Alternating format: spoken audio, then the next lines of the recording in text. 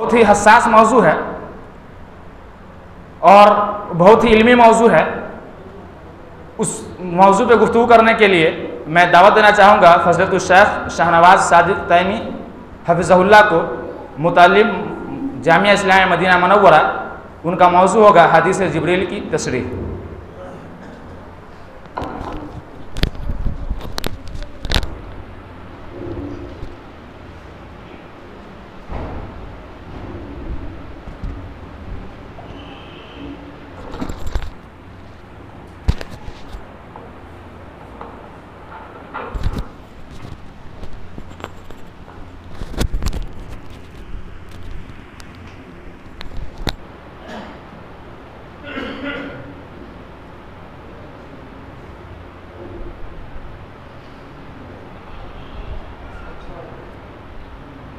السلام علیکم ورحمۃ اللہ وبرکاتہ۔ الحمد للہ رب العالمین والعاقبۃ للمتقین ومن تبعهم بإحسان إلی یوم الدین، اما بعد فاعوذ باللہ من الشیطان الرجیم، بسم اللہ الرحمن الرحیم، الحمد للہ رب العالمین۔ وقال النبی صلی اللہ علیہ وسلم عن عمر بن الخطاب رضی اللہ تعالی عنہ قال بین نحن عند رسول اللہ صلی اللہ علیہ وسلم ذات یوم اذ طلع علینا رجل شدید بیاض الثياب شدید سواد الشعر لا يرى علیہ اثر السفر ولا يعرفه منا احد حتى جلس الى النبي صلی اللہ علیہ وسلم فاسند ركبتيه الى ركبتيه ووضع كفيه على فخذيه وقال يا محمد اخبرني عن الاسلام قال الاسلام ان تشهد ان لا اله الا الله وان محمد رسول الله وتقيم الصلاه وتؤتي الزكاه وتصوم رمضان وتحج البيت ان استطعت اليه سبيلا قال صدقت قال فعجبنا له يسأله ويصدقه قال فأخبرني عن الإيمان قال أن تؤمن بالله وملائكته وكتبه ورسله واليوم الآخر وتؤمن بالقدر خيره وشره قال صدقت قال فأخبرني عن الإحسان قال أن تعبد الله كأنك تراه فإن لم تكن تراه فإنه يراك قال فأخبرني عن الساعة قال ما المسؤول عنها بأعلم من السائل قال فأخبرني عن أماراتها قال أن تلد الأمة ربتها وأن ترى الحفاة العراة العالى رعاء الشاة يتطاولون في البنيان ثم انطلقوا فلبثت مليا فقال رسول الله صلى الله عليه وسلم أتدري من السائل يا عمر قلت الله ورسوله أعلم قال فإنه جبريل أتاكم يعلمكم دينكم رواه مسلم۔ حاضرین، مکمل حدیث جو ہم نے آپ کے سامنے پیش کی مسلم شریف میں حضرت عمر ابن خطاب راوی حدیث ہے، ان کی روایت سے یہ پوری حدیث مسلم شریف میں موجود ہے۔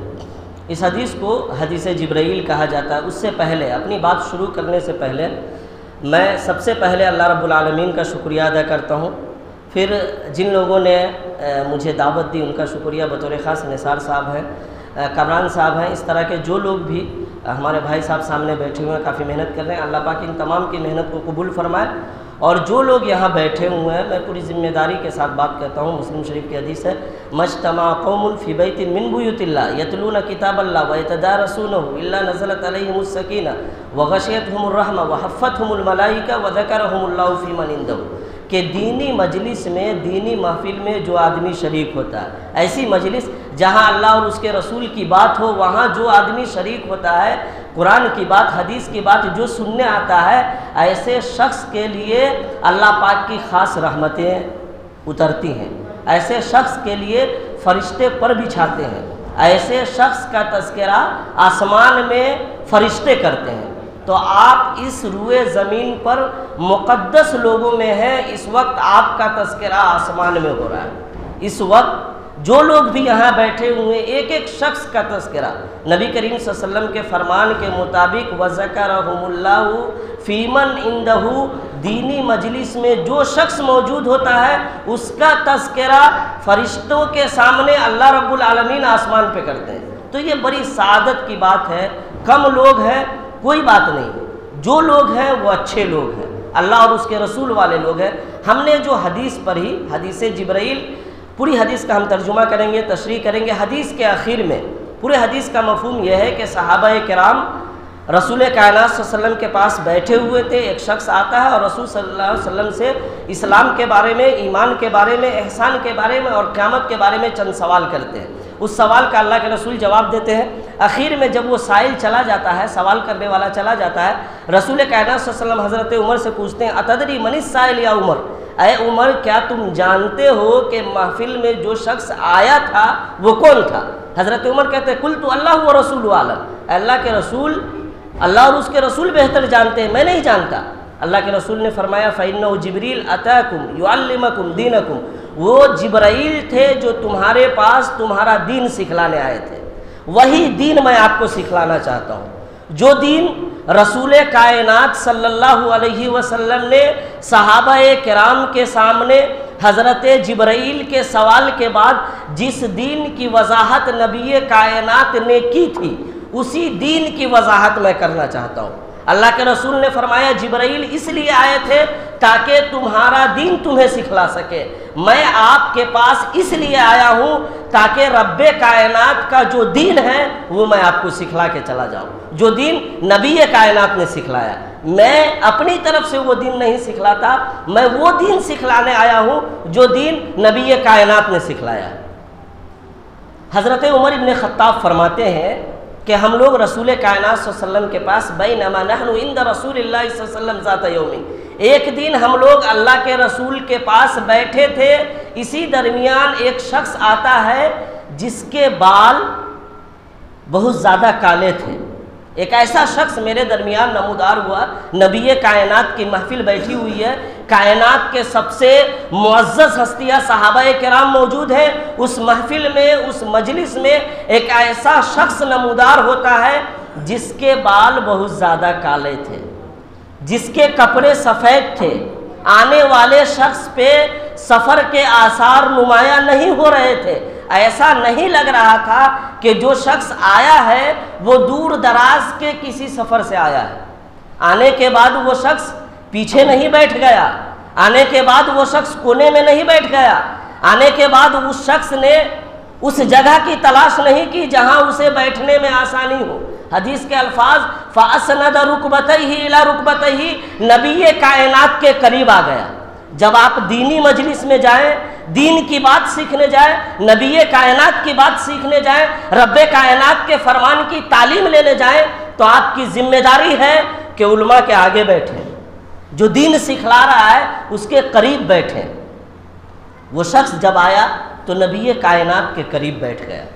یہ حدیث کے جو شروع کے الفاظ ہیں، حدیث کا جو پہلا حصہ ہے، اس میں بتلایا گیا ہے کہ دین کی تعلیم کیسے لی جائے گی۔ یہ نہیں ہے کہ سو کے اٹھے اور دینی مجلس میں آ گئے، منہ نہیں دھویا، آنکھ نہیں دھویا، دینی مجلس میں آ گئے، لنگی پہن کے سوئے ہوئے تھے، ٹراؤزر پہن کے سوئے ہوئے تھے، سو کر کے جگہ ٹی شرٹ لگایا اور دینی مجلس میں آ گئے۔ دینی مجلس میں آنے کا مطلب یہ ہے کہ آپ تیار ہو کر آئیں، آپ پہلے سے ذہن بنائیں کہ مغرب کے بعد پروگرام ہے، ہمیں جانا ہے۔ دینی مجلس میں جانے کا مطلب یہ ہے کہ آپ کے کپڑے پاک صاف ہو۔ دینی مجلس میں جانے کا مطلب یہ ہے کہ آپ کے بال سنورے ہوئے ہو۔ دینی مجلس میں جانے کا مطلب یہ ہے کہ جب آپ جائیں تو دیکھنے والے کو یہ نہ لگے کہ اس کے چہرے پہ تھکاوٹ کے آثار ہیں۔ اس تناظر میں جب آپ دینی مجلس میں آئیں گے تو جو دین کی بات ہوگی وہ ڈائریکٹ آپ کے دماغ میں گھسے گی۔ حضرت جبرائیل جب آئے تو اللہ کے رسول سے سوال کیا، کیا سوال کیا کہ مجھے اسلام کے بارے میں بتلائیے۔ آپ مسلمان ہیں، اپنے آپ کو مسلمان کہتے ہیں، ہم نے کہا ہر شخص مسلمان ہے۔ ایک ایک مسلمان کی ذمہ داری ہے کہ وہ جانے کہ مسلمان ہونے کا مطلب کیا ہے۔ آپ نے جو اسلام قبول کیا ہے، آپ نے آدھار کارڈ میں، پین کارڈ میں اور اس طرح کے دیگر جو کارڈ ہیں اس میں آپ نے اپنے آپ کو مسلم شو کیا ہے، آپ مسلمان کے معاشرے میں جی رہے ہیں، آپ اپنی رشتہ داری مسلم گھرانے میں کر رہے ہیں۔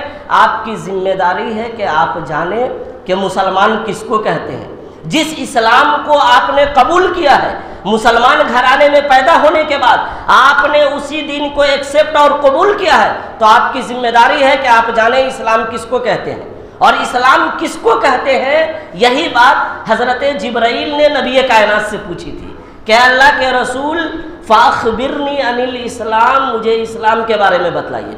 نبی کائنات نے جو اسلام کی تعریف کی، نبی کائنات نے جو اسلام کا ڈیفینیشن بیان کیا، نبی کائنات نے جو اسلام کا تعارف کرایا، وہ تعارف یہ تھا ان تشہد اللہ الہ الا اللہ۔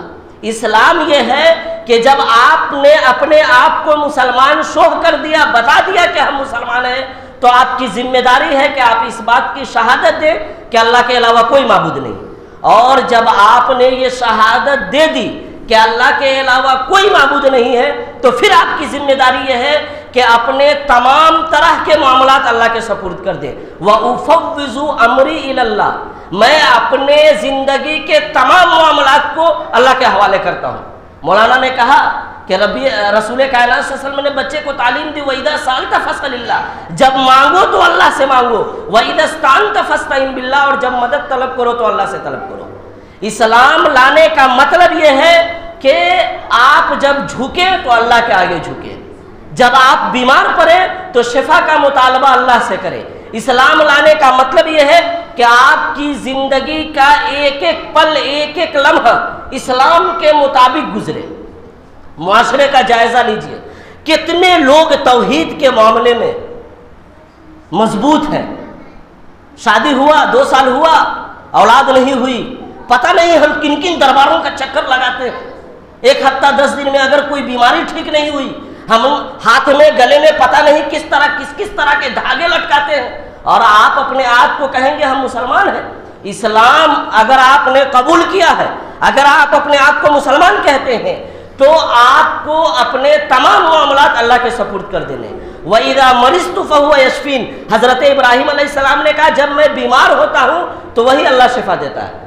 آپ اگر بیمار ہوتے ہیں تو تعویذ میں شفا نہیں ملتی ہے، آپ اگر بیمار ہوتے ہیں کالا دھاگا، پیلا دھاگا اور اس طرح کی جو چیزیں، اس میں کبھی بھی شفا نہیں مل سکتی۔ حضرت عمر ابن خطاب کا میں ایک واقعہ بیان کر دوں کہ اللہ سے مانگنا ہے، اللہ سے لو لگانا ہے، اللہ کے علاوہ کوئی آپ کو کچھ نہیں دے سکتا۔ اس طرح کے جتنے دعویٰ کرنے والے لوگ ہیں وہ پیٹ پجاری مولوی ہیں، اس طرح کے جتنے دعویٰ کرنے والے لوگ ہیں وہ آپ کو اندھیرے میں رکھے ہوئے ہیں۔ حضرت عمر ابن خطاب فرماتے ہیں کہ میں طواف کرنے کے بعد حجر اسود کے پاس کھڑا ہوا اور فرمایا انی اعلم انک حجر، اے پتھر میں جانتا ہوں کہ تیری حیثیت صرف ایک پتھر کی ہے، وہ پتھر جس کے بارے میں روایت آئی ہوئی ہے کہ وہ پتھر جنت سے اترا ہوا ہے، حجر اسود جنت سے آیا ہوا پتھر ہے۔ اس پتھر کے پاس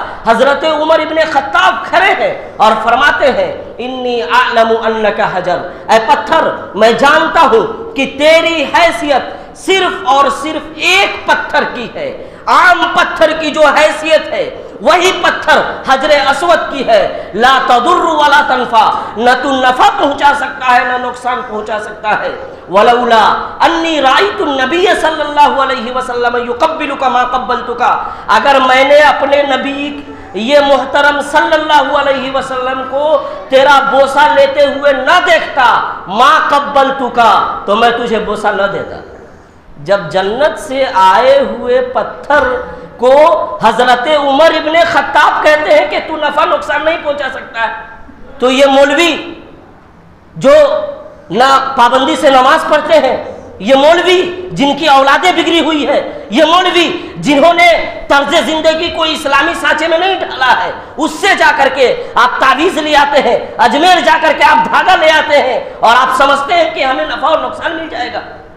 جس تعویذ کے بارے میں نبی کائنات نے کیا فرمایا؟ من علق تمیمۃ فقد اشرکا، جس نے کسی بھی تعویذ کو گلے میں لٹکایا، جس نے کسی بھی ہرے دھاگا، پیلے دھاگا، رنگین دھاگے کو اپنے ہاتھ میں پاؤں میں لٹکایا، فقد اشرکا، اس نے شرک کر لیا۔ جب آپ نے شرک کر لیا، تعویذ پہن لیا، اس کا مطلب یہ ہے کہ آپ نے شرک کر لیا۔ آپ نے دھاگا پہن لیا، اس کا مطلب یہ ہے کہ آپ نے شرک کر لیا، اور آپ اپنے آپ کو مسلمان کہہ رہے ہیں۔ ایک طرف آپ شرک کر رہے ہیں اور دوسری طرف آپ کہہ رہے ہیں کہ ہم مسلمان ہیں۔ ایک طرف آپ شرک کر رہے ہیں اور اپنے بیٹا کی شادی کے لیے مسلمان گھرانے میں بیٹی تلاش کر رہے ہیں۔ ایک طرف آپ شرکیہ عمل کر رہے ہیں اور آپ چاہ رہے ہیں کہ آپ کی اولاد سدھر جائے۔ آپ کی اولاد کبھی نہیں سدھرے گی۔ ان تشہد لا الہ الا اللہ۔ اسلام لانے کا مطلب یہ ہے کہ آپ اپنے تمام معاملات کو اللہ کے حوالے کر دیں، اور اس چیز کے لیے قرآن کریم میں ایک نہیں کئی ایک آیت ہے۔ جو حدیث ہم نے پڑھی ہے حدیث جبرائیل، اس حدیث کو ام السنہ کہا جاتا ہے۔ حضرت امام قرطبی فرماتے ہیں ھذا الحدیث یصلح ان یقال لہ ام السنہ، یہ حدیث اس لائق ہے کہ اسے ام السنہ کہا جائے۔ ابن دقیق العید فرماتے ہیں کہ جس طرح سے سورہ فاتحہ کو ام القرآن کہا گیا ہے، اسی طرح سے حدیث جبرائیل ام السنہ ہے۔ تمام حدیثوں کی ماں حدیث جبرائیل ہے۔ سورہ فاتحہ کو ام القرآن کیوں کہا گیا ہے؟ سورہ فاتحہ میں کس چیز کا تذکرہ ہے کہ وہ قرآن کی ماں؟ وہ قرآن جس کے ایک ایک حرف پہ 10 نیکی ہے، اس حرف کی ایک سورت کو اس پورے قرآن کی ماں کیوں کہا گیا؟ سورہ فاتحہ میں آخر ہے کیا؟ رب کائنات نے سورہ فاتحہ میں کیا پیغام دیا ہے؟ یہی توحید کا پیغام دیا ہے، یہی توحید جس کو ہمیں اپنی زندگی میں نافذ کرنا ہے۔ اگر آپ کی زندگی میں توحید نہیں ہے، اگر آپ نے شرک کر لیا، آپ لاکھ نماز پڑھ لیں، آپ لاکھ روزہ رکھ لیں، آپ لاکھ صدقہ اور خیرات کر لیں، ان اللہ لا یغفر ان یشرک بہ ویغفر ما دون ذلک لمن یشاء، اللہ صرف شرک کو معاف نہیں کرتا، اس کے علاوہ آپ جتنا گناہ کر لیں اللہ سب کو معاف کر دے گا توبہ کرنے کے بعد، لیکن شرک اللہ معاف نہیں کرے گا۔ اس لیے جب آپ نے اقرار کر لیا کہ ہم مسلمان ہیں تو آپ کو توحید کو گلے سے لگا لینا ہے، شرک سے ہر حال میں بچنا ہے، چاہے جو ہو جائے۔ نبی کائنات فرماتے ہیں ان قتلتا او حرقتا فقد اشرک باللہ، قتل کروا دیا جانا منظور کر لینا، ایک ایک بوٹی جسم کا کروا دیا جانا منظور کر لینا، ہاتھ الگ کر دے منظور کر لینا، پاؤں الگ کر دے منظور کر لینا، سر الگ کر دے منظور کر لینا، سر سے کوئی بھیجا نکال دے منظور کر لینا، یا اگر تمہیں آگ میں جلایا جائے تو جل جانا، لیکن شرک نہیں کرنا۔ ہم اپنی جان قربان کر سکتے ہیں، اپنی جان آگ کے حوالے کر سکتے ہیں، اپنی جان کو تلوار کے نیچے رکھ سکتے ہیں، لیکن ہم شرک نہیں کر سکتے۔ حقیقی مسلمان وہی ہے جو جان دے دے گا لیکن شرک نہیں کرے گا۔ ہمارے سے پہلے جو مولانا تھے، علماء کی انبیاء کی تاریخ بتلا رہے تھے، 80 سال 85 سال میں ان کو اولاد نہیں ہوئی، لیکن کبھی بھی وہ کہیں اور نہیں گئے، بڑھاپے کے عالم میں بھی دعا کی تو اللہ سے دعا کی، ہر حال میں آپ کو اللہ سے مانگنا ہے۔ ان تشہد لا الہ الا اللہ، اسلام لانے کا مطلب یہ ہے کہ آپ کی ذمہ داری ہے کہ آپ کا توحید مضبوط ہو، آپ شرک سے باز رہیں۔ وَأَنَّ مُحَمَّدَ الرَّسُولُ اللَّهِ، اور آپ مسلمان ہیں تو آپ کی دوسری ذمہ داری یہ ہے کہ آپ اس بات کا اقرار کریں کہ محمد اللہ کے رسول ہیں، اور جب آپ نے اس بات کا اقرار کر لیا کہ محمد اللہ کے رسول ہیں تو محمد کی بات آنے کے بعد کسی کے بات کی کوئی اہمیت نہیں ہوگی۔ شاہ نواز صادق بھی اگر محمد صلی اللہ علیہ وسلم کی بات کے خلاف کوئی بات کہے تو میری بات رد کر دی جائے گی۔ نبی کائنات کی بات کیوں مانی جائے گی؟ رسول کائنات کی بات کیوں مانی جائے گی؟ یہ ایک سوال ہے، اس کا سمپل سا جواب یہ ہے کہ نبی کائنات نے اپنی طرف سے کچھ نہیں کہا ہے، نبی کائنات نے بحیثیت نبی بحیثیت رسول اپنی طرف سے کچھ نہیں کہا۔ قرآن نے کہا ان ہوا الا وحی یوحا، نبی جو بھی بولتے ہیں وہ وحی کے الفاظ ہوتے ہیں، وحی آتی ہے تب بولتے ہیں۔ اور دوسری جگہ قرآن نے کہا وَلَوْ تَقَوَّلَ عَلَيْنَا بَعْضَ الْأَقَاوِيلِ لَأَخَذْنَا مِنْهُ بِالْيَمِينِ ثُمَّ لَقَطَعْنَا مِنْهُ الْوَتِينَ۔ نبی کائنات کی تمام اہمیت و فضیلت اپنی جگہ، لیکن اگر رسول صلی اللہ علیہ وسلم ایک لفظ بھی اپنی طرف سے بولے، اللہ نے دھمکی دی کہ اگر رسول صلی اللہ علیہ وسلم ایک لفظ بھی، ایک حدیث بھی اپنی طرف سے بیان کرے لَأَخَذْنَا مِنْهُ بِالْيَمِينِ ثُمَّ لَقَطَعْنَا مِنْهُ الْوَتِينَ، ہم اسے داہنے ہاتھ سے پکڑیں گے اور محمد کی شہرت کو کاٹ دیں گے۔ نبی کائنات نے اپنی طرف سے کچھ نہیں کہا، اپنی طرف سے جب آپ نے اپنے اوپر شہد کو ناپسند کیا اور کہا کہ میں شہد نہیں کھاتا اپنی بیویوں کی محبت میں، نبی کائنات کو اللہ پاک نے ڈانٹ پلوائی یا ایھا النبی لم تحرم ما احل اللہ لک، اے نبی آپ کون ہوتے ہیں اس چیز کو حرام کرنے والے جس کو اللہ پاک نے حلال کیا ہو؟ جس چیز کو اللہ نے حلال کر دیا اس چیز کو نبی جب حرام نہیں کر سکتے تو ہمارے ملا اپنی طرف سے قول کیسے کہہ دیتے ہیں؟ ہمارے مسلک میں یہ ہے، شافعی میں یہ ہے، حنفی میں یہ ہے، مالکی میں یہ ہے، حنبلی میں یہ ہے، شیعہ میں یہ ہے۔ یہ کون کہاں سے آیا؟ نبی کائنات جب اپنی طرف سے کوئی قول نہیں کر سکتے تو شافعی کا قول کہاں سے آیا؟ مالکی کا قول کہاں سے آیا؟ حنبلی کا قول کہاں سے آیا؟ آپ نے جب اسلام قبول کیا تو آپ کی ذمہ داری ہے کہ آپ محمد صلی اللہ علیہ وسلم کی اتباع کریں۔ من یطیع الرسول فقد اطاع اللہ، جس نے نبی کائنات کی اتباع کی، اقتداء کی، اس نے اللہ کی اتباع کی، اقتداء کی۔ اور بے شمار آیت اللہ فرماتا ہے فلا وربک لا یؤمنون حتی یحکموک فیما شجر بینہم، کہ تم میں کا کوئی شخص اس وقت تک مومن نہیں بن سکتا جب تک کہ وہ اپنے تمام معاملات کو، ایک ایک فیصلے کو نبی کائنات کی عدالت میں نہ لے آئے، اور اس کے بعد قرآن و حدیث میں جو فیصلہ ملے منوان اسے تسلیم کر لے۔ منوان، دماغ نہیں لگانا ہے کہ دماغ میں یہ بات نہیں گھس رہی ہے، موزہ میں اوپر سے کیسا مسا کریں گے، دماغ میں یہ بات نہیں گھس رہی ہے۔ شراب فائدے کی چیز ہے، دماغ میں یہ بات نہیں گھس رہی ہے کہ شراب کیوں حرام ہے۔ جب رب کا فرمان آ گیا، نبی کائنات کا فرمان آ گیا، مان لینا ہے، اسی کا نام اسلام ہے، اور اسی کے ماننے والے کو مسلمان کہتے ہیں۔ نبی کی بات کے بعد کسی کی بات نہیں چلے گی۔ صحابی رسول آئے حضرت عبداللہ ابن عباس کے پاس کسی مسئلے کو لے کر کے۔ حضرت عبداللہ ابن عباس نے کہا کہ اللہ کے رسول اس مسئلے میں ایسا ایسا کہتے ہیں۔ کوئی مسئلہ کوئی صحابی حضرت عبداللہ ابن عباس کے پاس لے کر آتا ہے، فرماتا ہے یہ مسئلہ ہے عبداللہ ابن عباس، آپ کیا کہتے ہیں؟ حضرت عبداللہ ابن عباس کہتے ہیں قال رسول اللہ صلی اللہ علیہ وسلم، اللہ کے رسول نے اس مسئلے میں ایسا ایسا کہا۔ وہ آدمی کہتا ہے کہ میں نے حضرت ابو بکر اور حضرت عمر کو اس کے خلاف کہتے ہوئے سنا ہے۔ ایک آدمی حضرت عبداللہ ابن عباس کے پاس آ کر کے مسئلہ پوچھتا ہے، حضرت عبداللہ ابن عباس فرماتے ہیں کہ اللہ کے رسول نے ایسا ایسا کہا۔ وہ آدمی کہتا ہے کہ اللہ کے رسول نے ایسا ایسا کہا، لیکن حضرت عمر اور حضرت ابو بکر اس کے اپوزٹ حکم لگاتے ہیں۔ حضرت عبداللہ ابن عباس فرماتے ہیں یوشک ان تنزل علیکم حجارۃ من السماء اقول قال رسول اللہ صلی اللہ علیہ وسلم وتقولون قال ابو بکر و عمر، تم پر پتھروں کی بارش ہو، تم ہلاک ہو جاؤ، برباد ہو جاؤ۔ میں کہتا ہوں کہ اللہ کے رسول نے ایسا ایسا کہا، اور تم کہتے ہو ابو بکر اور عمر نے ایسا ایسا کہا۔ نبی کی بات آنے کے بعد جب ابو بکر اور عمر کی نہیں چل سکتی تو پھر اس کے علاوہ کائنات میں کس کی چلے گی؟ کون ہے جو ابو بکر سے زیادہ محترم ہے؟ کون امام ہے جس کا مقام حضرت ابو بکر سے زیادہ ہے؟ کون ولی اور مرشد ہے جو حضرت عمر ابن خطاب سے آگے بڑھ گیا ہوا ہے؟ نبی کی عدالت میں، نبی کے فرمان کے آگے جب ابو بکر اور عمر کی نہیں چل رہی ہے تو بقیہ لوگوں کی کیسے چلے گی؟ آپ نے اسلام لایا ہے، آپ کی ذمہ داری ہے کہ آپ نبی کائنات کی ایک ایک سنت کو لازم پکڑ لیں، ایک ایک سنت کو۔ صحابہ جب گزرتے اور جہاں پر نبی کائنات بیٹھے تھے کسی موقع سے تو صحابہ وہاں اس لیے بیٹھ جاتے کہ یہاں نبی صلی اللہ علیہ وسلم نے بیٹھا تھا، پڑاؤ ڈالا تھا۔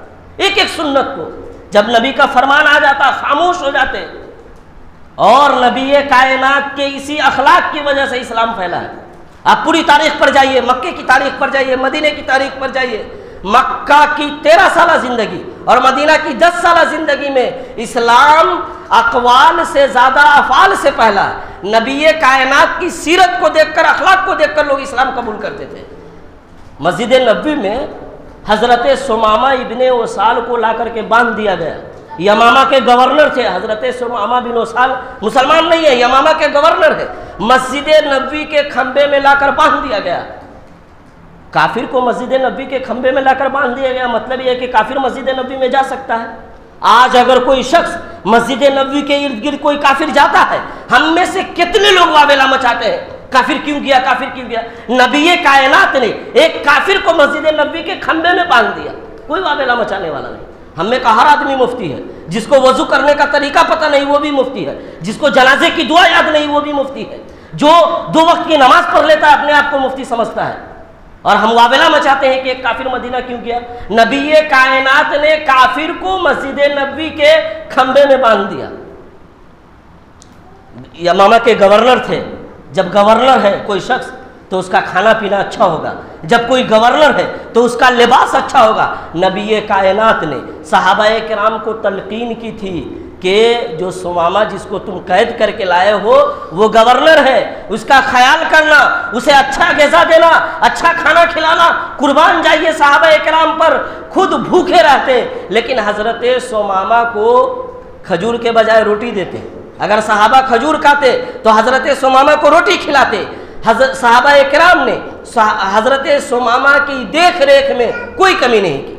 اللہ کے رسول کل ہو کر مسجد نبی میں تشریف لاتے ہیں، فرماتے ہیں ماذا عندک یا سمامہ، کیا حال ہے سمامہ، کیا ہے تمہارے پاس؟ حضرت سمامہ فرماتے ہیں اندی خیر ان تقتل تقتل زاد من وان تنعم تنعم علی شاکرین، اے اللہ کے رسول میرے پاس بھلائی ہی بھلائی ہے، اگر آپ مجھے قتل کروا دے تو میرا قتل کروانا آپ پر جائز ہے، وان تنعم تنعم علی شاکرین، لیکن اگر آپ مجھے چھوڑ دیتے ہیں تو میں آپ کا شکریہ ادا کروں گا، میں ناشکری نہیں کروں گا، اگر آپ نے مجھے معاف کر دیا تو میں آپ کا شکر گزار بن جاؤں گا۔ اللہ کے رسول واپس چلے گئے، اگلے دن پھر تشریف لائے، پھر پوچھا سمامہ کیا حال ہے؟ سمامہ نے وہی جواب دیا۔ پھر اگلے دن اللہ کے رسول تشریف لائے، پوچھا سمامہ کیا ماجرا ہے، کیا حال ہے تمہارا؟ سمامہ نے وہی جواب دیا۔ اللہ کے رسول نے صحابہ کرام سے فرمایا اطلق سمامہ، سمامہ کو آزاد کر دو، چھوڑ دو۔ ایک کافر کو مسجد نبوی کے کھمبے میں ایک دن نہیں، 2 دن نہیں، 3 دن باندھ دیا گیا، اور 3 دن کے بعد کہا سمامہ کو آزاد کر دو۔ حضرت سمامہ جب آزاد ہوئے قریب کے نہر میں جاتے ہیں، غسل کرتے ہیں، نبی کائنات کے پاس آ کر کے لا الہ الا اللہ محمد رسول اللہ کا اقرار کرتے ہیں، فرماتے ہیں اب سے پہلے اس کائنات میں سب سے مبغوض اور ناپسندیدہ چہرہ اے اللہ کے رسول آپ کا تھا، آج کے بعد سب سے پسندیدہ چہرہ میرے نزدیک آپ کا ہے۔ اب سے پہلے سب سے زیادہ میں اسلام سے نفرت کرتا تھا، اب کے بعد سب سے زیادہ میں اسلام سے محبت کروں گا اور کرتا ہوں۔ سمامہ اسلام کیوں قبول کیا؟ وہ تو قیدی ہے، مسجد نبوی کے کھمبے میں اسے باندھا گیا نبی کائنات کے اخلاق کی وجہ سے، صحابہ کرام کے کردار کی وجہ سے۔ آپ کی ذمہ داری ہے کہ اگر آپ مسلمان ہیں تو اپنے اخلاق کو اچھا کریں، اپنے کردار کو اچھا کریں۔ آپ نے اگر اپنے اخلاق و کردار کو اچھا کر لیا تو لوگ خود بخود اسلام میں آئیں گے۔ لیکن آج مسلمانوں کا اخلاق، مسلمانوں کی پہچان جھوٹ بولنے سے، اگر کوئی جھوٹا ہے مطلب مسلمان ہے، اگر کوئی بے نمازی ہے مطلب مسلمان ہے، اگر کوئی رمضان کے مہینے میں جوا کھیل رہا ہے، شراب پی رہا ہے، گٹکا کھا رہا ہے مطلب مسلمان ہے۔ پھر آپ پر پریشانی نہیں آئے گی۔ جب آپ نے دین کو چھوڑ ہی دیا، رسول صلی اللہ علیہ وسلم کے فرمان سے آپ کو کوئی لینا ہی دینا نہیں ہے، تو آپ پہ کچھ بھی ہو سکتا ہے۔ تو اسلام لانے کا مطلب یہ ہے کہ آپ کا توحید مضبوط ہو، نبی کائنات صلی اللہ علیہ وسلم سے آپ سچی محبت کریں۔ صحابہ کرام کی ایک نہیں انیک مثالیں موجود ہیں۔ صحابہ کرام نے اپنی جانیں دے دی، صحابہ کرام نے مکہ کی اپنی پوری جائیداد چھوڑ دی۔ مکہ سے صحابہ ہجرت کر کے جب مدینہ گئے تو کچھ لے کر نہیں گئے، گھر کو چھوڑ دیا، بیوی بال بچے کو چھوڑ دیا، سب کچھ چھوڑ دیا۔ کس لیے چھوڑا؟ ایمان کے لیے، نبی کائنات کی محبت میں۔ اور اسلام لانے کا مطلب یہ ہے وَتُقِيمَ الصَّلَاةَ، کہ آپ نماز قائم کریں۔ کوئی آدمی مسلمان ہو اور نمازی نہیں ہو یہ تصور نہیں ہے۔ اسلام اور کفر کے درمیان ایک ہی چیز ہے جو فیصلہ کرتی ہے کہ کون کافر ہے اور کون مسلمان ہے، وہ نماز ہے۔ اور جو نمازی ہے، جو آدمی نماز کا اہتمام کرتا ہے، وہ کل قیامت کے دن اللہ کے رسول صلی اللہ علیہ وسلم کے ساتھ جنت میں ہوگا۔ جہاں پر اللہ کے رسول ہوں گے وہاں نمازی لوگ ہوں گے۔ حضرت کعب اسلمی، مسلم شریف کی روایت ہے، حضرت کعب اسلمی فرماتے ہیں کنت اخدم رسول اللہ صلی اللہ علیہ وسلم، میں رسول صلی اللہ علیہ وسلم کی خدمت کیا کرتا تھا، میں آپ صلی اللہ علیہ وسلم کی خدمت پہ مامور تھا۔ ایک دن میں نے وضو کے لیے آپ کے لیے پانی لایا، آپ صلی اللہ علیہ وسلم نے فرمایا یا کعب سل، اے کعب مانگو، کچھ مانگو۔ حضرت کعب فرماتے ہیں اسألک مرافقتک فی الجنہ، اے اللہ کے رسول میں چاہتا ہوں کہ میں جنت میں آپ کے ساتھ رہوں۔ حضرت کعب سے اللہ کے رسول کہہ رہے مانگو، اور کعب کیا مانگ رہے ہیں؟ حضرت کعب کیا مانگ رہے ہیں؟ اگر آپ سے کوئی بادشاہ کہے مانگو تو آپ کیا مانگیں گے؟ جائزہ لیجئے، ہم مانگنے میں حلال و حرام کی تمیز کھو بیٹھتے ہیں، ہم کسی کے دروازے پر جاتے ہیں اور اس سے لینے میں ہم یہ بھول جاتے ہیں کہ ہم جو مال لے رہے ہیں وہ جائز مال لے رہے ہیں کہ ناجائز مال لے رہے ہیں۔ اللہ کے رسول فرماتے ہیں حضرت کعب سے مانگو۔ حضرت کعب کہتے ہیں کہ میں جنت میں آپ کے ساتھ رہنا چاہتا ہوں۔ اللہ کے رسول نے فرمایا او غیر ذالک، اس کے علاوہ مانگو، جنت میں میرے ساتھ رہنا چاہتے ہو، اس کے علاوہ کچھ مانگو۔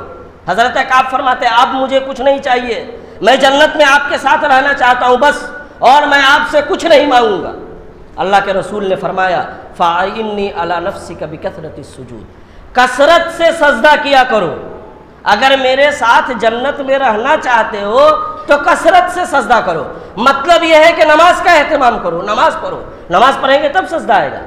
اگر کوئی مسلمان قیامت کے دن جنت میں اللہ کے رسول کے ساتھ رہنا چاہتا ہے، وہ چاہتا ہے کہ نبی کے ساتھ جنت میں رہے، تو کثرت سے سجدہ کرے، اور جب بھی مانگیے تو دنیا نہیں مانگیے، اللہ سے جب بھی مانگیے تو آخرت مانگیے۔ حضرت سلیمان بن عبد الملک کے بھائی مروان بن عبد الملک کعبہ کا طواف کر رہے ہیں، حضرت مروان بن عبد الملک کعبہ کا طواف کر رہے ہیں، اور وہیں پر حضرت عمر ابن خطاب کے پوتا حضرت سالم بن عبداللہ بن عمر بھی طواف کر رہے ہیں۔ حضرت سالم بن عبداللہ بڑے عالم ہیں، بڑے جانکار ہیں، محدث ہیں، اور وہ شخص مروان بن عبد الملک بادشاہ کا بھائی ہے۔ حضرت سالم کے بدن پہ 13 درہم کا کپڑا ہے۔ جب بادشاہ کے بھائی نے حضرت عمر ابن خطاب کے پوتے کی یہ حالت دیکھی تو فرمایا سلنی حاجتن، کوئی حاجت ہے تو مجھ سے مانگو، میں تجھے دوں گا، میں بادشاہ کا بھائی ہوں۔ حضرت سالم فرماتے ہیں انی لا استحی من اللہ ان اسأل فی بیتہ غیرہ، کہ مجھے اللہ سے شرم آ رہی ہے کہ میں اللہ کے گھر میں اللہ کے علاوہ کسی سے مانگوں۔ جائزہ لیجئے، جمعہ کی نماز کے بعد 4 آدمی اعلان کرتا ہے کہ ہم بیمار ہیں، مدد کر دیجئے، میرے بیٹی کی شادی ہے، مدد کر دیجئے۔ اسلام میں مانگنے کا کوئی تصور نہیں ہے۔ اسلام کی یہ جو ڈیفینیشن ہے اس میں آگے زکوٰۃ کا معاملہ آ رہا ہے۔ زکوٰۃ کا اگر صحیح نظام قائم ہو جائے، اسلام میں فقیری نہیں ہے۔ صحابہ کرام کی پوری تاریخ پر جائیے، صحابہ کرام مکہ سے مدینہ آئے، کچھ لے کر نہیں آئے تھے۔ صحابہ میں غریب صحابہ کی تاریخ ملتی ہے، ملتا ہے کہ صحابہ مفلس تھے، صحابہ کو کھانے کے لیے اناج نہیں تھا، پہننے کے لیے کپڑا نہیں تھے، ایک ایک کپڑے میں ان کی پوری زندگی گزر جاتی تھی۔ لیکن کسی صحابی سے میرے علم میں آج تک یہ نہیں گزرا کہ اس صحابی نے کسی سے مانگا۔ مسلمان کہیں مانگتا ہے؟ مسلمان کہیں فقیر ہوتا ہے؟ لِأَن يَحْتَطِبَ أَحَدُكُمْ، اللہ کے نبی فرماتے ہیں حُزْمَةً عَلَى ظَهْرِهِ خَيْرٌ لَهُ مِنْ أَن يَسْأَلَ فَيُؤْتِيَهُ أَوْ يَمْنَعُهُ، کہ کوئی شخص لکڑی کا بوجھا پیٹھ پر اٹھائے اور اس کو بیچے، اس بات سے بہتر ہے کہ وہ کسی سے مانگے۔ اسلام میں بھیک کا کوئی تصور نہیں ہے، غریبوں کی مدد کی جائے گی، مفلسوں کی مدد کی جائے گی۔ اللہ سے جب بھی مانگیے آخرت مانگیے۔ حضرت سالم فرماتے ہیں مجھے اللہ سے شرم آ رہی ہے کہ میں اللہ کے گھر میں اللہ کے علاوہ کسی سے مانگوں۔ حضرت مروان بن عبد الملک حضرت سالم کے ساتھ ساتھ ہیں، کعبہ سے جب باہر نکلتے ہیں حضرت سالم، حضرت مروان فرماتے ہیں الآن قد خرجت من بیت اللہ سلنی حاجتن، اب تو تم بیت اللہ سے نکل چکے ہو، اب تو تم خانہ کعبہ سے نکل چکے ہو، وہاں تجھے اللہ سے شرم آ رہی تھی، اب تو تم اللہ کے گھر سے نکل چکے ہو، اب مانگو۔ حضرت سالم فرماتے ہیں اسألو من حوائج الدنیا من حوائج الآخرہ، میں آپ سے دنیاوی حاجت مانگوں یا اخروی حاجت؟ کیا مانگوں میں؟ آپ جو پچھلے کئی گھنٹوں سے میرا پیچھا کر رہے ہیں اور کہہ رہے ہیں مانگو مانگو، میں کیا مانگوں آپ سے؟ دنیا مانگوں یا آخرت مانگوں؟ حضرت مروان نے یہ جب جملہ سنا فرمایا آخرت تو میرے بس میں نہیں، آخرت کی تو کوئی چیز میں نہیں دے سکتا، دنیاوی حاجت میں اگر تمہیں کچھ چاہیے تو مانگو۔ حضرت سالم فرماتے ہیں ما سألت الدنیا من یملکها فکیف اسألها من لا یملکها، میں نے دنیا تو اس سے نہیں مانگی جو دنیا کا مالک ہے، جو دنیا کا خالق ہے، جو دنیا کا رازق ہے، میں نے اس سے بھی دنیا نہیں مانگی۔ فکیف اسألها من لا یملکها، میں دنیا اس سے کیسے مانگوں جو دنیا کا مالک ہی نہیں۔ اس لیے اللہ کے سامنے جب بھی ہاتھ اٹھائیے دنیا مانگیے بھی تو معمول اے اللہ اتنا دے دے کہ گزارا ہو جائے، اے اللہ اتنا دے دے کہ بیوی بال بچوں کی پرورش ہو جائے۔ اپنے بیوی بال بچوں، آج جو بچے بگڑ رہے ہیں، مولانا نے بڑی اچھی بات بتلائی کہ آپ بچوں کو سنوارنے پہ دھیان دیجئے، بچے اس کے بعد خود اپنے لیے بنا لیں گے، آپ بچے کو بنانے پہ دھیان دیتے ہیں۔ اسی طرح سے آپ کی ذمہ داری ہے کہ آپ اپنے بچوں کی حلال مال سے پرورش کریں۔ اگر آپ کے بچے حلال مال سے پرورش پائیں گے تو وہ بچے نہیں بگڑیں گے انشاءاللہ۔ لیکن ہم کمانے میں حرام حلال کی کوئی تمیز نہیں کرتے۔ 8 بجے ڈیوٹی شروع ہو رہا ہے، 9 بجے جا رہے ہیں، 10 بجے جا رہے ہیں، 5 بجے آنا ہے، 3 بجے آ گئے، آدھا دن کام کیا، پورے دن کا پیمنٹ لیا۔ کسی کے یہاں کام کر رہے ہیں، اگر مالک نہیں ہے تو 2 گھنٹہ آرام کر لیے، اور اس کے بعد آپ سیلری لائیں گے اور سوچیں گے کہ ہمارے بچے کامیاب ہو، ہمارے بچے فرما بردار ہو۔ آپ نے اسے حلال غذا ہی نہیں دیا تو اس سے حلال کی کیا امید رکھ رہے ہیں؟ جس کی پرورش جیسے ہوگی نتیجہ ویسے ہی نکلے گا۔ تو اسلام لانے کا مطلب یہ ہے کہ آپ توحید کا اقرار کریں، نبی صلی اللہ علیہ وسلم کی سنت کو لازم پکڑیں اور نمازوں کا اہتمام کریں۔ اس کے بعد اللہ کے رسول فرماتے ہیں وَتُقِيمَ الصَّلَاةَ وَتُؤْتِيَ الزَّكَاةَ، اور مسلمانوں کی ذمہ داری ہے کہ وہ زکوٰۃ دیں۔ اللہ فرماتا ہے وَالَّذِينَ يَكْنِزُونَ الذَّهَبَ وَالْفِضَّةَ وَلَا يُنْفِقُونَهَا فِي سَبِيلِ اللَّهِ فَبَشِّرْهُم بِعَذَابٍ أَلِيمٍ، جو لوگ سونا اور چاندی کو جمع کرتے ہیں زکوٰۃ نہیں دیتے، ان کو دردناک عذاب کی خوشخبری سنا دیجئے۔ اور کل قیامت کے دن آپ نے سنا ہوگا حدیث کہ گلے میں توق پہنایا جائے گا سانپ کا، عذاب کا، اور وہ سانپ کہے گا انا مالک انا کنزک، میں تمہارا مال ہوں، میں تمہارا خزانہ ہوں، جس کو تم نے چھپا کر رکھا تھا۔ اپنے پورے معاشرے میں زکوٰۃ کا باضابطہ نظام نہیں ہے، ہم زکوٰۃ نکالتے بھی ہیں تو سیدھے نکال دیتے ہیں۔ مولانا آئے رسید کٹوا لیا 200 کا کاٹ دیجئے زکوٰۃ۔ آپ نے اپنے مال کا حساب کیا کہ آپ کے پاس مال کتنا ہے؟ آپ نے اپنے سونے چاندی کا حساب لگایا کہ آپ کا زکوٰۃ نکلے گا کتنا؟ آپ کے پاس کتنی رقم ہے، اس میں زکوٰۃ نکلے گی کتنی؟ مولانا آئے آپ نے 200 کی رسید کٹا لی، 500 کی رسید کٹا لی، آپ کے حصے میں 50,000 کی زکوٰۃ تھی، آپ نے 20,000 30,000 نکالا، آپ نے زکوٰۃ نکالا نہیں۔ زکوٰۃ نکالنے سے پہلے حساب کرنا ہے، پہلے یہ الگ کرنا ہے کہ آپ کے پاس زکوٰۃ کا مال ہے کتنا۔ ہم سیدھے لکھا دیتے ہیں مولانا صدقہ لکھ لیجئے، مولانا زکوٰۃ لکھ لیجئے، ایسے نہیں ہوتا ہے۔ اگر 1 سال آپ کے وہ مال جس میں زکوٰۃ فرض ہے اور 1 سال ہو چکا ہے تو آپ کی ذمہ داری ہے کہ اس کا حساب لگائیں، مولانا سے مسئلہ پوچھیں کہ اتنا سونا ہے، اتنا چاندی ہے، اتنے اناج ہم نے اپجائے ہیں، اتنے جانور ہمارے پاس ہیں، اس میں کتنے اناج نکلیں گے، بینک میں ہم نے اتنا پیسہ رکھا ہوا ہے 5 سال سے، 2 سال سے، 1 سال سے، اس میں کتنے زکوٰۃ نکلیں گے۔ سسٹم کے تحت زکوٰۃ نکالیے۔ اگر سسٹم کے تحت زکوٰۃ نکل لے تو معاشرے سے غربت ختم ہو جائے گی۔ اور جب آپ نے زکوٰۃ نکالا تو زکوٰۃ دینا کہاں ہے؟ آپ کی پہلی ذمہ داری ہے کہ اگر آپ کے گھر پریوار خاندان میں کوئی شخص اس لائق ہے جو زکوٰۃ کا مستحق ہے تو پہلے اس کو زکوٰۃ دی جائے گی۔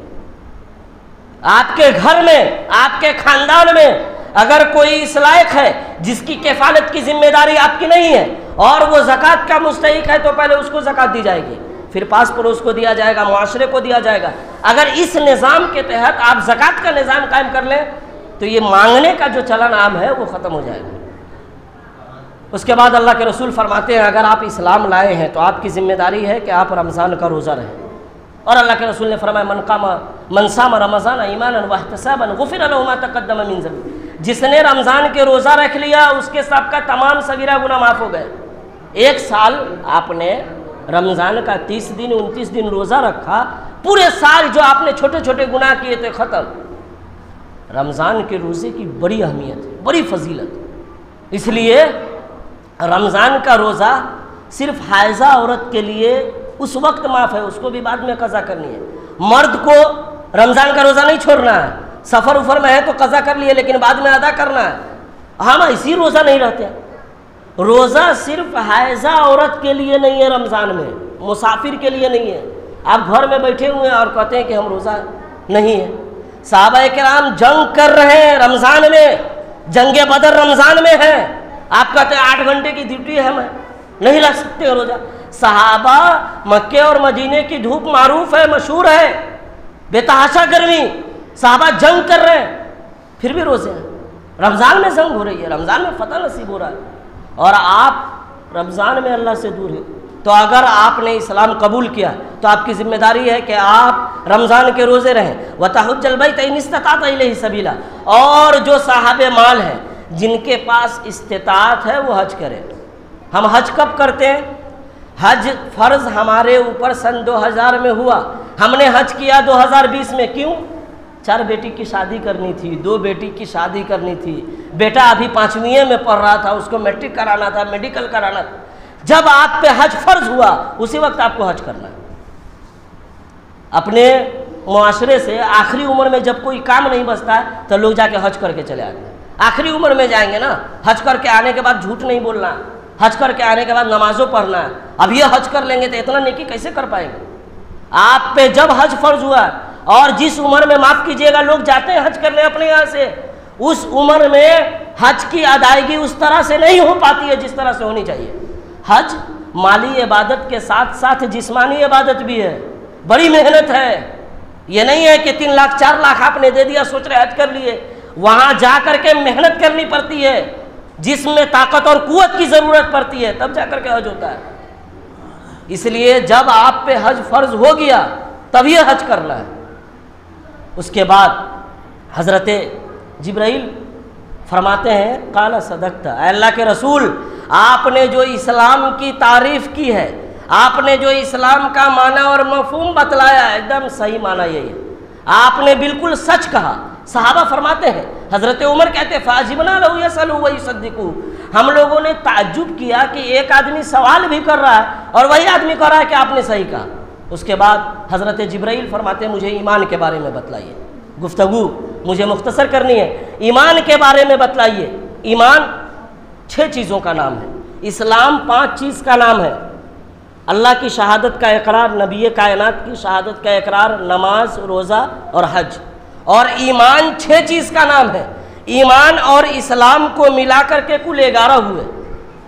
ان تؤمن باللہ وملائکتہ وکتبہ ورسلہ والیوم الآخر وتؤمن بالقدر خیرہ وشرہ. ایمان یہ ہے کہ آپ اللہ پہ ایمان لائے, اس کے ملائکہ پہ ایمان لائے, فرشتوں پہ, اس کی کتابوں پہ ایمان لائے, اس کے رسولوں پہ ایمان لائے, آخرت کے دن پہ ایمان لائے, اور اچھی اور بری تقدیر پر ایمان لائے. ایمان کیسے لائیں؟ ایمان لانے کی کیفیت کیا ہوگی؟ علماء نے لکھا ہے حدیث کی شرح میں, اقرار باللسان, تصدیق بالجنان, عمل بالارکان. یہ جو 6 معاملہ ہے, ایمان کے جو 6 ارکان ہیں, اس کو دل سے آپ تصدیق کریں کہ ایک دم صحیح ہے, اس میں کسی طرح کی کمی نہیں ہے, اور دل سے تصدیق کرنے کے بعد زبان سے اقرار کریں. یہاں اس بات پہ جھگڑا ہے کہ نیت دل سے کی جائے گی کہ زبان سے کی جائے گی. جھگڑا اس بات پہ ہونی چاہیے کہ ایمان کا اقرار دل کے ساتھ ساتھ زبان سے بھی کرنا ہے. جہاں دل کے ساتھ ساتھ زبان سے بھی اقرار ہے وہاں ہم خاموش ہیں, اور نیت دل کے ارادے کا نام ہے, وہاں ہم جھگڑا کر رہے ہیں کہ زبان سے ہمیں نیت کرنی ہے. میں کھڑا ہوتا ہوں کعبہ شریف کی طرف منہ کر کے 2 رکعت سنت کی, وہاں آپ زبان سے اقرار کر رہے ہیں جہاں ضرورت نہیں ہے. اور ایمان میں دل سے تصدیق کے ساتھ ساتھ آپ کو زبان سے اقرار کرنا ہے, اور آپ نے دل سے تصدیق بھی کر لیا, زبان سے اقرار بھی کر لیا, اور عمل نہیں کر رہے ہیں, گھر میں سوتے ہوئے ہیں, نماز کا وقت آیا آپ گھرے سوتے ہوئے ہیں, مؤذن حی علی الصلاۃ حی علی الفلاح فلاح کر رہے ہیں, آپ چوک پہ بیٹھ کر کے ڈینگ مار رہے ہیں, ہانک رہے ہیں, معاشرے کا فیصلہ کر رہے ہیں. معاشرے میں حلال فیصلہ ہوگا. نماز چھوڑ کر کے جو لوگ فیصلہ کرتے ہیں وہ کبھی بھی انصاف کے ساتھ فیصلہ کر سکتے ہیں؟ نماز کے اوقات میں جب مؤذن مسجد میں بلا رہا ہے, آپ چوراہوں پر بیٹھ کر کے 2 4 اور 10 چائے کے دام میں آپ بیت جا کر کے جب فیصلہ کریں گے تو آپ جائز فیصلہ کر پائیں گے, ایمان کے ساتھ فیصلہ کر پائیں گے, انصاف کے ساتھ فیصلہ کر پائیں گے. ایمان کا مطلب یہ ہے کہ آپ اللہ پہ ایمان لائیں, اس کے ملائکہ پہ ایمان لائیں, اس کی کتابوں پہ ایمان لائیں. کتاب پہ مجھے گفتگو کرنے دیجئے تھوڑا. کتاب, جتنی کتاب اللہ پاک نے نازل فرمائی ہے سب پہ ایمان لانا ہے. لیکن قرآن کریم کے آنے کے بعد, قرآن کے نزول کے بعد سابقہ جتنے ادیان تھے, مذاہب تھے, کتابیں تھیں, سب کے احکام ختم. قرآن آنے کے بعد صرف قرآن کا چلے گا. مسلمان کے پاس اتنی عظیم کتاب ہے, اب مسلمان پریشان ہے. فی شفاء للناس, قرآن میں ایک ایک بیماری کی دوا ہے, لوگوں کے دلوں کے مرض کی دوا ہے, اور آپ بیمار ہو کر کے جہاں تہاں کا چکر لگا رہے ہیں. بیمار ہونے کے بعد آپ اپنے دل سے پوچھیں کہ آپ نے قرآن کی تلاوت کب کی تھی. آپ پریشان ہیں, آپ اپنے نفس کا محاسبہ کریں کہ آپ نے قرآن کو کب کھولا تھا. پہلے کے زمانے میں رمضان میں لوگ قرآن کی تلاوت کرتے تھے, اب وہ بھی ختم ہو گیا. معاشرے سے جب محلے سے لوگ گزرتے تھے تو گھروں سے قرآن سننے اور پڑھنے کی آواز آتی تھی. ختم ہے معاملہ. قرآن ہم نے تعویذ مولانا لکھ کر کے دیں گے, ایک آیت اس کو گلے میں لٹکائیں گے. اسی لیے قرآن, بیٹی کی شادی ہوگی تو اس کو جزدان میں بند کر کے جہیز میں دیں گے قرآن. اور معاف کیجئے, وہ بیٹی جس صندوق میں قرآن لے کر جاتی ہے اسی صندوق میں پڑا رہتا ہے. پھر اس کی جو بیٹی ہوتی ہے تو وہ اپنے بیٹی کو وہی والا قرآن دیتی ہے. قرآن ایک ایک آدمی محاسبہ کرے کہ ہم نے قرآن کی تلاوت کب کی تھی. اللہ کے رسول فرماتے ہیں اقرأوا القرآن, مسلم شریف کی روایت ہے, فإنه يأتي يوم القيامة شفاء اقرأوا القرآن فإنه يأتي يوم القيامة شفيعا لأصحابه, کہ تم لوگ قرآن پڑھا کرو, قرآن کی تلاوت کرو, کل قیامت کے دن یہ قرآن اپنے پڑھنے والوں کے لیے سفارش کرے گا. ایک ایک حرف پہ 10 نیکی ہے. دنیا کی پہلی کتاب جس کو پڑھنے پہ آپ نے اگر الحمدللہ رب العالمین کہا, آپ نے 100 نیکی کما لی. آپ نے پورا سورہ فاتحہ پڑھ لیا, ہزاروں نیکی آپ نے کما لی. لیکن ہم پڑھنے کو تیار نہیں. صحابہ اللہ کے رسول کے پاس آئے, غریب صحابہ ہے اللہ کے رسول, ساری نیکی تو جو مالدار صحابہ ہے وہ لے گئے, حج وہ کر رہے ہیں, زکوٰۃ وہ دے رہے ہیں, صدقہ وہ کر رہے ہیں, خیرات وہ کر رہے ہیں, ساری نیکی تو مالدار صحابہ کر رہے ہیں, ہم غریب کیا کریں. اللہ کے رسول نے فرمایا کہ تم ذکر و اذکار کرو, سبحان اللہ کہو, الحمدللہ کہو. اگر کوئی شخص فجر کی نماز کے بعد مصلے پہ بیٹھا رہے یہاں تک کہ چاشت کا وقت آ جائے اور چاشت کی وہ 2 رکعت نماز پڑھ لے, گویا اس نے حج اور عمرہ کر لیا. جو آدمی فجر کی نماز کے بعد ذکر و اذکار میں مشغول رہے یہاں تک کہ چاشت کا وقت آ جائے اور پھر وہ چاشت کی 2 رکعت نماز پڑھے, گویا اس نے حج اور عمرہ کر لیا. امیر آدمی مکہ مدینہ جا کے حج کر رہے, غریب اگر حج کرنا چاہتے ہیں تو چاشت کی نماز پڑھے, حج کے برابر ثواب ہے, عمرہ کے برابر ثواب ہے. کہاں ہیں آپ؟ قرآن سے اپنا رشتہ مضبوط کیجئے, نظام بنائیے کہ ڈیلی ایک آیت ہی صحیح پڑھیں گے, ایک آیت ہی صحیح یاد کریں گے. کتنے لوگ ہیں, معاشرے کا جائزہ لیجئے, ڈاکٹر ہے, انجینئر ہے, فلاسفر ہے, وکیل ہے, سورہ فاتحہ یاد نہیں ہے, باپ کی جنازہ پڑھ رہا ہے, جنازے کی دعا یاد نہیں ہے. لوگ سوال کریں گے مولانا سے, مولانا لوگ سوال عجیب کرتے ہیں. اس حدیث میں سوال کرنے کا طریقہ بھی ہے کہ سوال کیسے کرنا ہے, کیسا سوال کرنا ہے. آج لوگ سوال کریں گے امام صاحب سے, امام صاحب نوح علیہ السلام کے نانی کا کیا نام تھا؟ مولوی صاحب سر کھجلا رہے امام صاحب, اور اس کے بعد یہ نالائق بیوقوف چوک چوراہوں پر جا کر کے ہنگامہ کرے گا کہ جو نئے امام صاحب ہیں نا ان کو صلاحیت نہیں ہے, نہیں کچھ ہو جانتے ہیں, ایک وہ سوال کیے ہیں جواب نہیں دے سکے. اس نالائق اور ناہنجار سے پوچھئے کہ اس کو جنازے کی دعا یاد ہے کہ نہیں. اس کو جنازے کی دعا یاد نہیں ہوگی, اس کو وضو کا طریقہ یاد نہیں ہوگا, اس کو سورہ فاتحہ یاد نہیں ہوگا. وہ نماز میں کھڑا ہو کر کے پنکھا کی طرف دیکھتا ہوگا, لیکن وہ کبھی یہ نہیں پوچھے گا کہ امام صاحب وضو کیسے کرنا ہے, اے امام صاحب نماز میں کیسے کھڑا ہونا ہے, اے امام صاحب رکوع میں کیا پڑھنا ہے, یہ سب نہیں پوچھے گا وہ. اس لیے ایمان لانے کا مطلب یہ ہے کہ آپ اپنا رشتہ کتابوں سے مضبوط کریں, قرآن سے مضبوط کریں, آخرت کے دن پہ آپ کا ایمان ہو, اچھی اور بری تقدیر پہ آپ کا ایمان ہو. اس کے بعد اللہ کے رسول سے حضرت جبرائیل پوچھتے ہیں کہ مجھے احسان کے بارے میں بتلائیے. آپ نے فرمایا ان تعبد اللہ کأنک تراہ فإن لم تکن تراہ فإنہ یراک, تم اللہ کی اس حال میں عبادت کرو گویا یہ تم یہ تصور کر لو کہ تم اللہ کو دیکھ رہے ہو, اور اگر یہ تصور نہیں کر پاتے ہو تو یہ ضرور تصور کر لو کہ اللہ تم کو دیکھ رہا ہے. اللہ کے سامنے جب آپ کرے ہو تو پورے خشوع خضوع کے ساتھ. آج لوگ اپنی پوری زندگی کا حساب ظہر کی نماز میں کرتے ہیں, عصر کی نماز میں کرتے ہیں, کس کے یہاں کتنا پیسہ باقی ہے, کس کو کیا دینا ہے, کون رشتہ دار کے یہاں گئے تھے, کون رشتہ دار کے یہاں نہیں گئے, اس بار جو قربانی کیے تھے کون کون آدمی کو گوشت دیے, کون کون کا بچ گیا, یہ سارا ہم کہاں سوچتے ہیں نماز میں. اور اللہ کے رسول احسان کی تعریف کر رہے ہیں کہ احسان یہ ہے کہ جب تم اللہ کے سامنے کھڑے ہو عبادت کے لیے تو تم یہ سوچ لو کہ تم اللہ کو دیکھ رہے ہو. اور اگر یہ نہیں سوچ پاتے ہو, تمہارا ذہن اس بات کو ماننے کے لیے تیار نہیں ہے, تو یہ سوچ لو کہ اللہ تم کو دیکھ رہا ہے. اس کے بعد حضرت جبرائیل کہتے ہیں کہ مجھے قیامت کے بارے میں بتلائیے. سوال کر رہے ہیں حضرت جی, کتنا اچھا سوال ہے. سوال کرنے کا طریقہ سیکھیے, علماء سے کیسا سوال کیا جاتا ہے. حضرت جبرائیل پوچھتے ہیں اللہ کے رسول سے مجھے قیامت کے بارے میں بتلائیے. آپ صلی اللہ علیہ وسلم نے فرمایا مل المسئول عنہا بعلم من السائل, کہ مجھ سائل سے زیادہ مسئول جانتا ہے اس بارے میں. مجھے نہیں معلوم قیامت کب آئے گی, اللہ کے علاوہ کسی کو نہیں پتا کہ قیامت کب آئے گی. حضرت جبرائیل نے کہا فاخبرنی ان اماراتھا, کہ مجھے اس کی چند نشانی کے بارے میں, علامت کے بارے میں بتائیے. آپ صلی اللہ علیہ وسلم نے فرمایا ان تلد الامۃ ربتها وان ترى الحفاة العراة العالة رعاء الشاء يتطاولون في البنيان, کہ قیامت کی نشانی یہ ہے کہ لونڈیاں مالکن کو جنم دیں گی. ایک لونڈی مالک پیدا کرے گی. کیسے ہوگا؟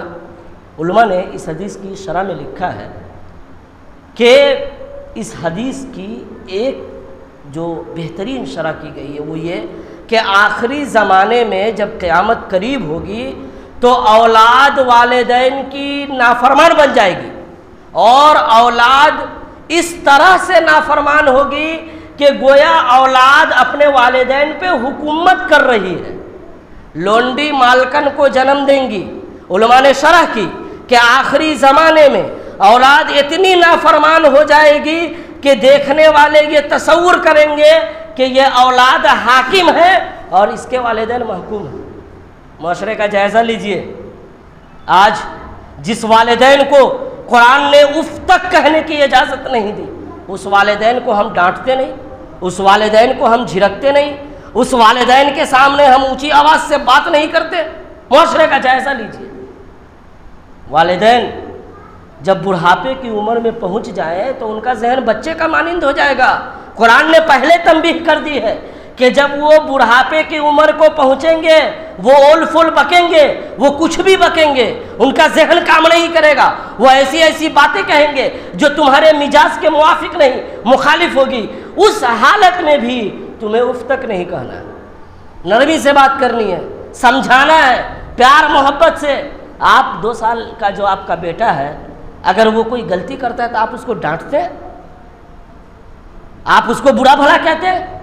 اگر وہ چلتے ہوئے گر جائے تو آپ اس کو جا کر کے 2 تھپڑ لگاتے یا اس کے پاؤں سے گندگی کو صاف کرتے ہیں. بڑھاپے میں والدین کا ذہن اسی طرح ہو جاتا ہے اور ان کے ساتھ آپ کو نرمی سے بات کرنی ہے.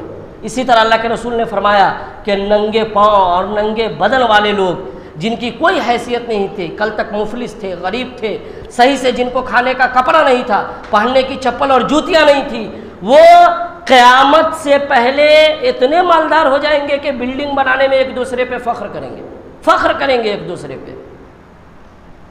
آج معاشرے کا جائزہ لیجئے. یہ ساری چیزیں حضرت شیخ صالح الفوزان حفظ اللہ فرماتے ہیں کہ اس حدیث میں علامت قیامت کا جو بیان ہے وہ واقع ہو چکی ہے. اس کے بعد حضرت جبرائیل, اللہ کے رسول نے حضرت عمر سے پوچھا کہ تم جانتے ہو کہ یہ آدمی کون تھا؟ حضرت عمر نے فرمایا اللہ اور اس کے رسول بہتر جانتے. آپ صلی اللہ علیہ وسلم نے فرمایا فَإِنَّهُ جبریل أَتَاكُمْ يُعَلِّمَكُمْ دِينَكُمْ, جبرائیل تھے جو تمہیں تمہارا دین سکھلانے آئے تھے.